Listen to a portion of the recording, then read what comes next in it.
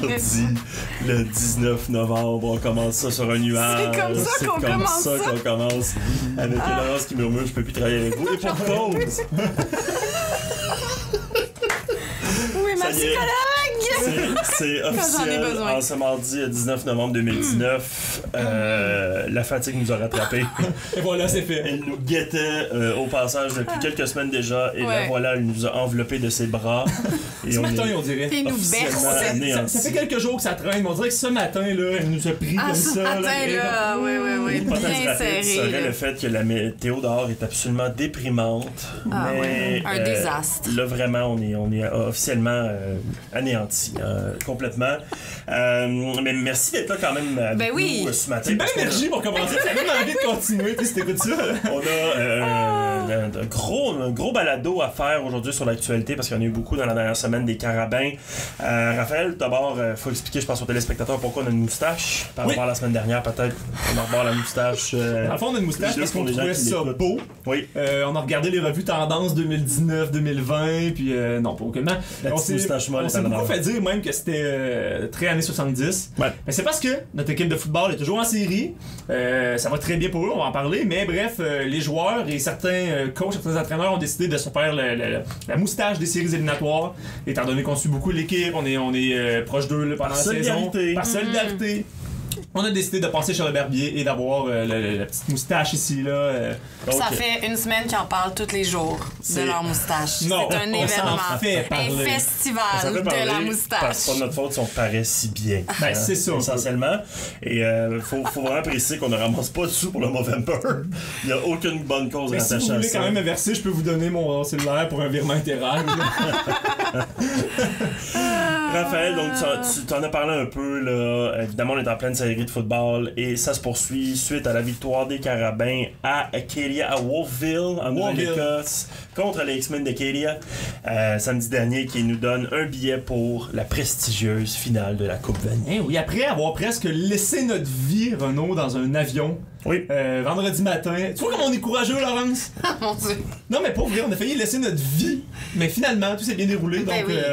On n'aurait jamais mis nos étudiants athlètes dans un avion. Non, je niaise. Qui a des possibilités de crasher, là. Non, exactement pas. Mais tout ça pour dire qu'on a fait un beau petit voyage d'avion pour se rendre en Nouvelle-Écosse, au Wolfville plus précisément, pour aller disputer la Coupe UTEC face aux X-Men d'Acadia, la seule équipe qui était invaincue au Canada cette année. Qu'est-ce que la Coupe UTEC, Raphaël, pour ceux qui ne connaissent pas le football universitaire canadien? Coupe UTEC, c'est la demi-finale canadienne. Ça peut être drôle quand même, même moi je trouve ça drôle d'avoir une coupe en demi-finale, mais c'est comme ça. C'est quoi l'historique UTEC Mitchell? Je sais pas. On est absolument pas au courant, mais il y avait une madame, on nous a dit la semaine dernière qu'il y avait une madame UTEC, donc c'est peut-être comme mais par exemple, ce que je sais, c'est qu'il y a deux demi-finales, donc la Coupe UTEC et la Coupe Mitchell, et ça alterne. Et si on se rend l'an prochain, ça veut pas dire qu'on va jouer la Coupe UTEC, peut-être qu'on va jouer la Coupe Mitchell. Mais ça demeure une demi-finale canadienne. Exactement, ça demeure une demi-finale canadienne, donc il y a deux demi-finales, deux coupes qui se disputent à deux endroits différents, et c'est prévu d'avance. Donc là, je pense pas que c'est... Ben, les affrontements, comme on doit déjà savoir probablement qui va affronter qui. Donc, mettons, exemple, cette année, c'était Québec-Maritime, Ouest-Ontario. D'après moi, là, on sait qui affronte qui l'an prochain, mais on sait juste pas où. Bref. Ouais, excuse-moi, c'est parce que je suis concentré à aller chercher l'historique de la Coupe UTEC, parce que Laurence a piqué au vif ma curiosité. Regarde, je te laisse chercher un petit peu, puis je commence... c'est déjà fait, je vais te le dire rapidement. Donc, c'est dans l'honneur de Larry UTEC, qui est décédé en 2002. Donc, avant, c'était la Coupe Churchill, qu'on a décidé à nommer la Coupe UTEC en son honneur. C'est un joueur étoile de la Ligue canadienne de football et ancien entraîneur des Huskies, non, c'est pas tout ça, de l'Université de Sainte Mary d'Halifax. Okay. Bon, voilà. Bon, ben écoute. Merci Wikipédia. Hein? C'est peut-être pas vrai, on sait pas. Merci à toi, Wikipédia. Voilà, Raphaël, donc on enchaîne cette Coupe UTEC. Oui, donc on était en demi-finale canadienne, Coupe UTEC, on était en avion, il faisait froid, il ventait énormément. Bon, là, température ressentie -20, d'après moi, si c'est pas plus, avec des vents de quoi, 60-65 km/h, si c'est pas plus. Ça nous déplaçait pendant le réchauffement, le vent. Pendant le réchauffement, on est quand même... Puis vous êtes pas facile à déplacer. On est est quand même costauds. Moi, je suis un peu plus mince, là, mais... Mon Dieu! Mais tout ça pour dire que c'est vrai, le vent nous déplaçait pendant la séance d'entraînement. Que dire du ballon? Et le ballon. Et ça a paru aussi en début de match. À la mi-temps, c'était 7-0 pour nous. Les Carabins ont commencé avec le vent dans le visage. Donc c'était vraiment pas facile. Mais on a commencé avec le vent dans le visage, mais j'ai quand même été surpris du choix de jeu des entraîneurs. On passait quand même le ballon. Moi, je m'attendais à avoir presque juste des jeux au sol. Confiance, et ça fonctionnait. On avançait bien, mais quand on arrivait en position de placement qui habituellement sont réalisables, soit qu'on décidait de dégager quand même, ou même on a tenté un placement d'une vingtaine de verges, ça a été raté. Puis honnêtement, c'est pas par talent ou peu importe, il vantait énormément. Là. Il faut viser à côté des poteaux pour que le ballon dévie.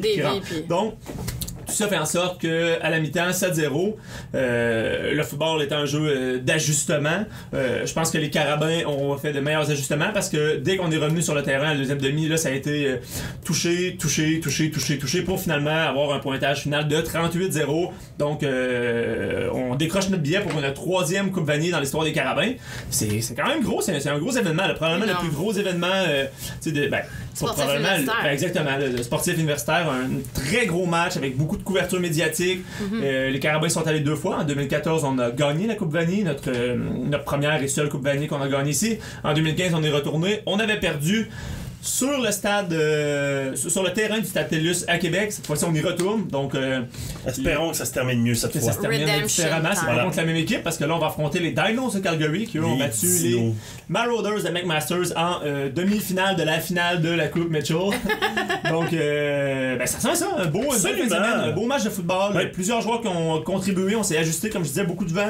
Plus difficile sur des unités spéciales. Donc, il fallait terminer nos séquences offensives pour pas remettre nécessairement tout le fardeau d'aller inscrire des points sur des batteurs qui ont un travail extrêmement difficile avec le vent. Donc, il fallait aller inscrire des touchés. On l'a fait. Red Malky, porteur de ballon, qui a très bien fait. Plus de 150 verges au sol. 160 même. 160, deux touchés, exactement. Ouais, Dimitri Morin aussi, un touché au sol, carrière. Donc, bref, l'offensive s'est vraiment réveillée en deuxième demi. La défensive va continuer à être dominante. Les unités spéciales, on parle beaucoup, c'était difficile, là, mais Alan Penverne sur les bottées de dégagement a très bien fait. Malgré la moitié du match avec un très fort vent dans le visage, il faut adapter nos bottées, peut-être un petit peu moins haut, plus en flèche, et on l'a très bien fait, même qu'à un moment on a récupéré un botté d'envoi, donc on a botté, et c'est nous qui est allé rechercher le ballon, donc on a repris le ballon, des revirements en défensive, bref, un troisième match dominant de suite. On avait terminé la saison régulière avec 2 défaites, une à Sherbrooke, une à Québec, là on avait entamé les séries, on se disait c'était une nouvelle saison, on voulait revoir un petit peu pas revoir, mais rétrécir un petit peu le cahier de jeu que Danny Machocha, l'entraîneur-chef, disait, y aller avec les jeux qui avaient fonctionné durant la saison. Premier match de demi-finale contre McGill, ça a super bien été, on parlait du meilleur match de notre saison. Après ça, on s'en va à Québec en finale de la Coupe Dunsmore. Excellent match, probablement le match, le plus beau match de notre saison, c'est à chaque semaine. Et là, on s'en va voyager, c'était pas facile. L'autobus, l'avion, notre autobus, on est à l'hôtel, on se promène beaucoup, c'est fatigant. Puis on arrive là, on joue un autre bon match. Donc on est sur une belle séquence qui, on espère, va se terminer avec le précieux trophée dans les mains. Le gros trophée. Et Raphaël, donc ça se passe samedi, tu l'as dit, à quelques kilomètres de Montréal, ce qui est tellement plus proche que la dite Coupe UTEC qui se déroulait donc dans une province, littéralement. Ça se passe à Québec et c'est possible d'y aller. Laurence, comment peut-on se rendre à la Coupe Vanier, encourager nos Carabins? Alors, le moyen de transport que je recommande est soit l'autobus, la voiture, l'avion, ça peut se faire aussi. Pourquoi pas? Mais, très convoi. tout à fait, très convoi quand même. Non, mais sérieusement, pour les gens qui veulent justement se rendre samedi, sachez que il y a on offre la possibilité de prendre l'autobus aux partisans des Carabins, un autobus qui part du Sepsum, donc samedi à 8h et qui revient en soirée le jour même là, après le match. C'est 35$ par personne pour l'aller-retour, puis ça inclut pas le billet de match. Vous vous occupez de l'achat de votre billet de match. Pour le transport. Exactement. Pour savoir où s'inscrire puis où aller payer, pas besoin de nous écrire sur Facebook. On a un événement qui s'appelle Carabin Football / finale canadienne. Vous allez pouvoir trouver les informations sur le transport en autobus, mais aussi le lien pour aller vous inscrire. c'est nos amis les montagnards qui organisent ça. Cool. On co-organise ça avec eux pour faciliter le déplacement de la famille des Bleus. Fait que ça, c'est pour le transport en autobus. Autrement, pour ceux qui peuvent s'y rendre de leurs propres moyens et même pour ceux qui vont en autobus, la billetterie, la section 106 du stade est réservée aux partisans des Carabins. La même qu'à l'habitude. Exactement, la même qu'à l'habitude. Rapidement, billets pour adultes, 62 $, billets étudiants, 30 $. Un peu plus cher, mais on parle du plus gros événement de sport universitaire, j'ai envie de dire, là, en tout cas de notre côté. Les billets peuvent s'acheter en ligne sur le site, du Rouge et Or de l'Université Laval, parce que c'est eux qui reçoivent la coupe. Pour stipuler que vous êtes un partisan des Carabins, que vous voulez être assis dans la zone Carabin, vous pouvez être assis ailleurs dans le stade, là, mais si jamais vous voulez être derrière le banc... Section 106, ouais. Section 106, vous devez entrer le code promo UTEC 2019, donc UTECK 2019. Et là, vous me direz pourquoi on est à Coupvanier. Parce que dans le fond, c'est la zone réservée pour les gagnants de Je UTEC. comprends. Parce que Calgary a la même chose, probablement. Calgary a Mitchell Mitchell DeWitt. 2019. Tu vas aller à Exactement. Calgary, tu vas aller derrière la banque Calgary, tu peux sûrement mettre Mitchell 2019. Vous êtes des c'est fans des ça. Stampedes et Ouais, des c'est ça. F250. UTEC 2019. UTEC 2019, exactement. Ça donne pas de rabais, mais c'est juste pour Être placé. être placé. Vous pouvez aussi demander de l'information puis faire l'achat par téléphone au 418-656-3668. Toutes ces informations-là sont dans l'événement Facebook du compte Carabin. Donc, allez voir. Vous trouverez tout ce que vous avez besoin de savoir pour aller voir ce grand événement. Absolument. Ça retourne à Et Coupvanier. en attendant, mais d'ailleurs, j'ai vu une initiative extrêmement intéressante de la part de l'Université de Montréal hier, Porter du bleu, cette semaine. Hein. Oui. On a lancé un appel à tous, étudiants du campus, partisans des Carabins, peu importe porter du bleu cette semaine, surtout pas du rouge. Hein? Ouais. C'est qu'on disait même 4 semaines de suite. Depuis les séries sont commencées qu'on affronte des rouges. Exact. McGill, Rouge et Or, X-Men et là. Incroyable, les nouveaux Juste encore dire dans le rouge. que Patrick Masbrouillant a porté le bleu, OK? Oui, de tout un matin. l'écharpe bleue. Oh Ouais. mon Dieu, quel On espère soutien qu'il- même de la Grande Tour. tiendra à nouveau On en a besoin, là. cette semaine parce qu'effectivement on a besoin que tout le monde porte du bleu, tout le monde supporte les Carabins. Ouais. Si vous portez du bleu, vous pouvez même vous prendre en photo et afficher votre cliché sur les réseaux sociaux avec le mot-clic tous Carabins, donc hashtag tous Carabins, TOUS Carabins au pluriel. Ouais. Et eux vont faire un petit montage vendredi. Extrêmement important d'encourager nos Carabins cette Ouais. semaine qui est la plus importante du calendrier de football de l'année. Ouais. Ouais, puis si jamais vous avez pas de morceau bleu pour une raison que j'ignore dans votre garde-robe, Ouais, est-ce possible? comment est-ce possible? Telle est ma question. Coop HEC, librairie de l'UDM, a plein de coton watté, t-shirts, tucs, foulards, parce que la gang, si vous en venez à Vanier, à Québec, nous on va était faire là, froid. Coupe Dunsmore, il faisait froid, mais là, Ouais. il va faire fret. Fait que, n'hésitez pas à aller, ils ont plein de stocks pas chers. Absolument. Ben Puis beau. ça se porte à l'année. Si t'as les yeux bleus, ça fait sortir tes yeux. Ouais. C'est extrêmement payant. Là. Ouais. Donc, Sinon, il y a des versions noires pour les gens qui ont des yeux autres. Bon, plus, ouais. plus Père. brun. Père. Père. Père. Correct. Ouais. Ouais, c'est ça. Voilà. Voilà. Ben, merci beaucoup, plaisir. Laurence, pour ce petit tour d'horizon sur comment aller voir les Carabins, comment supporter les Carabins. Ouais. Donc, samedi à la prestigieuse Coupe Vanier. On s'en reparle d'ailleurs. Nous, on va faire un tailgate spécial Coupe Vanier plus Ouais. tard dans la semaine. Vendredi, pour être plus précis. Et quand même aussi, vous pouvez nous suivre tu sais, sur, comme vous le faites toujours, mais Facebook, Twitter, Instagram, parce que là, il va y avoir c'est une grosse semaine. Tu sais, les derniers entraînements, les banquets des étoiles, bref, beaucoup de contenu à venir, parce qu'on a probablement des bonnes nouvelles à vous annoncer. Absolument. Mais il n'y avait pas que du football en fin de semaine, Raphaël. Il y avait 2 matchs de hockey, notamment. Oui, vendredi soir, il y avait un match de hockey face à l'Université McGill, les Martlets. Je me disais, je peux pas le dire Martlets, mais oui, on peut. Ça se Du dit. côté féminin, on peut. Ouais, Donc, les non, Martlets c'est- de McGill affrontaient les Carabins de l'Université de Montréal. Et malheureusement, défaite de 4-1 de nos Carabins, qui traversait quand même période difficile, une période quand même. difficile. C'était une 4e défaite de suite pour nos filles. Donc, une en prolongation, donc on est quand même allé chercher un point pendant cette séquence-là, mais quand même une 4e défaite de suite. Creux de vague, là. Isabelle Leclerc, en début de saison, nous l'avait mentionné lors d'une petite discussion avec elle, qu'il y avait plusieurs recrues cette année, des joueuses avec moins d'expérience. On a perdu, à chaque année, c'est sûr qu'on va perdre des vétérans, mais là, on en a perdu des piliers de l'équipe. Mais on perd pas confiance parce qu'honnêtement, ça va bien. C'est souvent des matchs serrés, on offre une belle opposition, mais on en parle à chaque semaine. Notre division, le RSEQ, est très très fort. Là, en ce moment, on a reçu ce matin même le top 10 U-Sport et dans hockey féminin, je pense qu'on est 5e, là, si je me trompe pas. Là. Donc, tu sais, On perd des matchs, mais les fins connaisseurs là, de hockey féminin universitaire reconnaissent le talent de l'équipe et ils nous classent encore 5e au Canada. Concordia est au premier rang et McGill est dans le top 5 aussi. Donc on affronte constamment des équipes qui font partie du top 5 au Canada. Donc nos recrues vont en prendre très très rapidement. C'est la bonne nouvelle.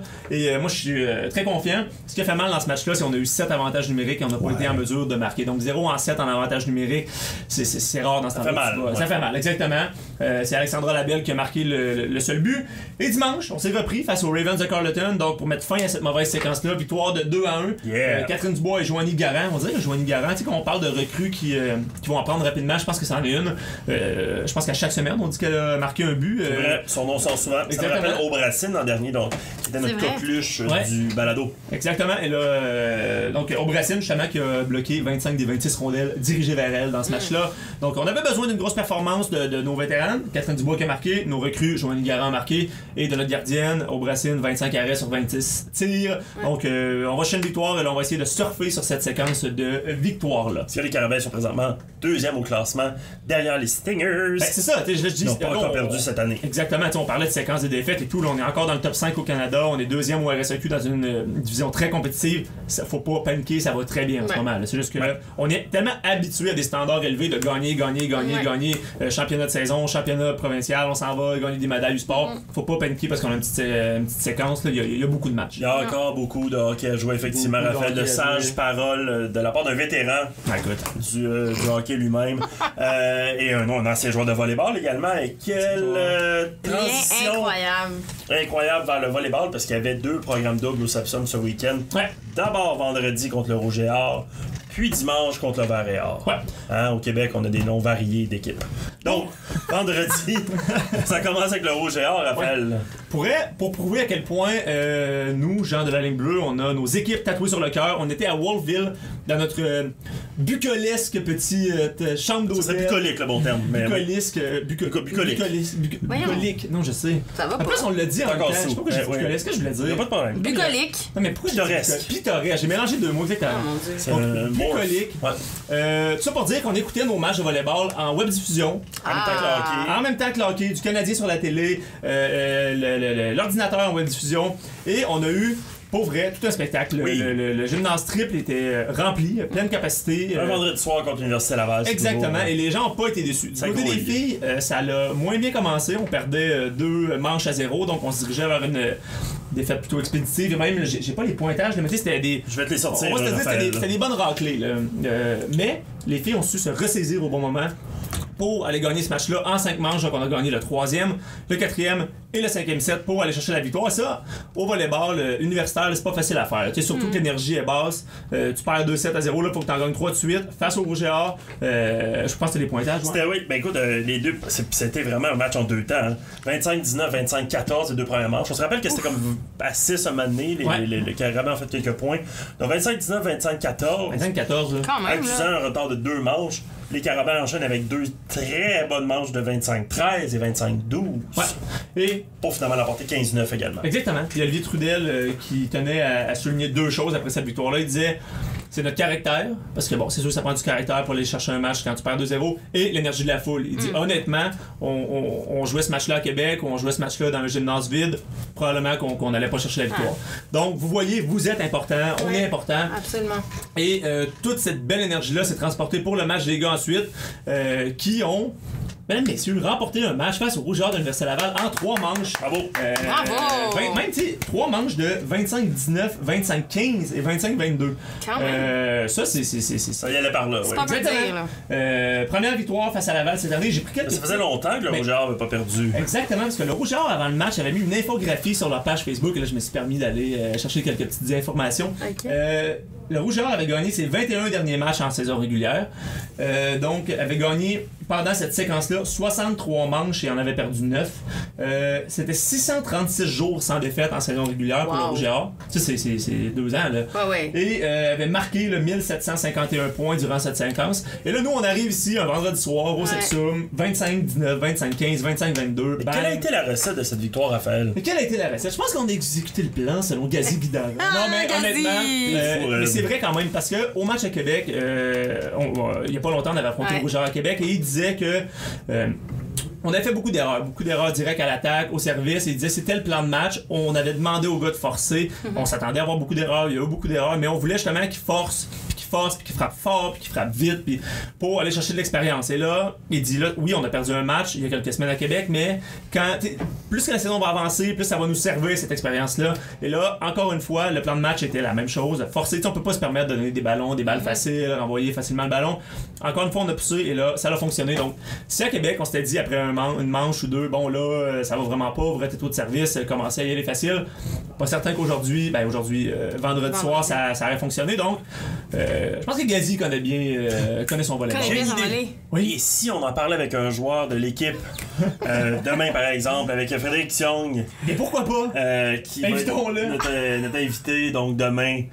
Tu vas nous raconter cette soirée-là. J'ai une idée de génie. Ben oui, quelle brillante idée. J'ai écrit pendant qu'on se parlait, puis il peut, là. T'as bien fait parce qu'en plus, il va pouvoir nous raconter.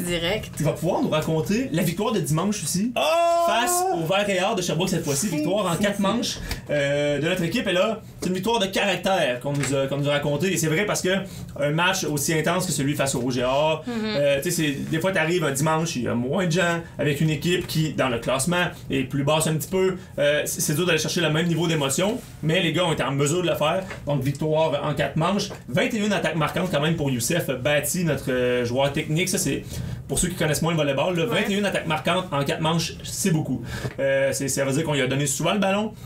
Ça veut dire que l'adversaire sait que le ballon va à lui parce qu'on lui donne beaucoup, mais malgré tout ça, malgré le bloc qui est là, il réussit à marquer ses ballons. Donc, belle performance des gars encore. Et pour les filles, ça a été un petit peu plus difficile. Ça a été une défaite en 4 manches. Donc,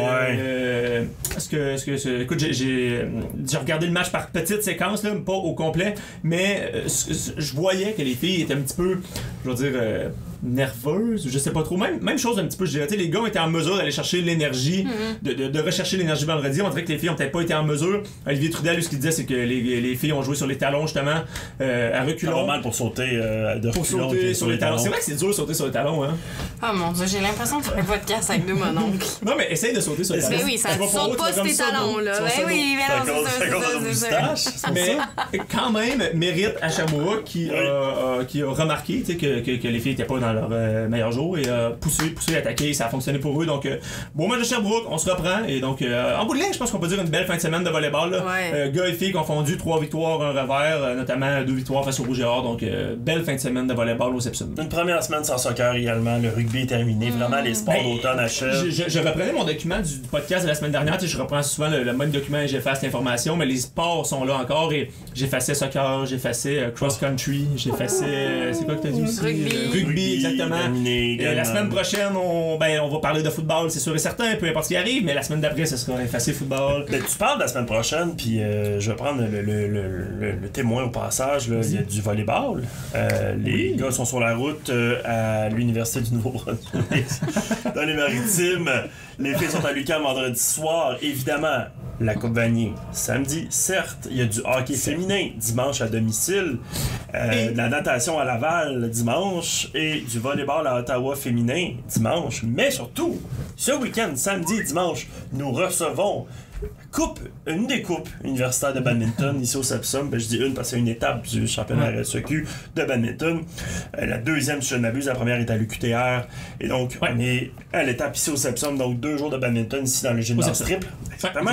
Si vous voulez venir encourager nos carabins, c'est possible de le faire. Et sinon aussi, si vous êtes à Québec samedi pour la Coupe Vanier et que ça vous tente d'aller encourager nos nageurs dans la piscine, parce que moi je dis qu'on va gagner. Moi je fais pas partie de l'équipe, je veux dire, je suis pas un joueur, je suis pas un entraîneur. Tu parles de samedi, c'est du foot. Exactement. Je peux me permettre de dire qu'on va gagner. Je le dis, là, je suis très confiant. Exactement. Non, je ne garantis pas une victoire, mais moi, Raphaël Bergeron, je dis, je pense qu'on va gagner. Donc, célébrons cette victoire et par la suite, allons encourager nos nageurs dans la piscine du PEPS de l'Université Laval. Plein de partisans, avec des tucs et des foulards. Le lendemain, en plus. Ben oui, exactement. Donc, une belle fin de semaine de sport au Sepsum, à Québec, partout. Ça va se passer en fin de semaine un petit peu partout. Donc, merci beaucoup, Raphaël, pour ce tour d'horizon. Plaisir. C'était complet, c'était enrichissant. C'était aussi. bucolesque. Peut-être pour la prochaine segment, tu pourrais fermer sauce sur ton ordinateur. Je sais. Parce qu'il y a des gens qui t'écrivent. J'ai croyais l'avoir fermé, mais non. Non, c'est ça, c'est là. un échec. On croit qu'on est capable de gérer l'informatique, mais là, te voilà, donc... Ah non. Parce que c'est encore, on n'a pas dit, fait que je vais le dire. Je pense que c'est notre collègue Laurent Bédard qui veut saboter le podcast. Ah oui, qui nous écrit là, un petit peu en manque d'attention, probablement qu'il veut aller chercher un café au Café Kin en bas. Ouais, shout-out Café Kin, hein. Sans vos cafés, là, l'automne, la fin d'automne, l'automne serait serait... Ouf! On serait plus capable, en fait. Peu importe le goût, en fait, même. Voilà. J'ai envie de dire, là. Peu importe le Moi, je goût. l'aime. Moi aussi, je l'aime. Merci beaucoup à vous deux. Au revoir. C'est là-dessus qu'on va terminer sur cette petite publicité pour le Café Kin qui fait du bon travail effectivement au quotidien. Nous, on se retrouve donc demain avec un joueur de volleyball masculin, Frédéric Diong, qui vient nous rencontrer pour une petite entrevue pour parler de cette saison de volleyball masculin. Merci, bye! Salut! Salut!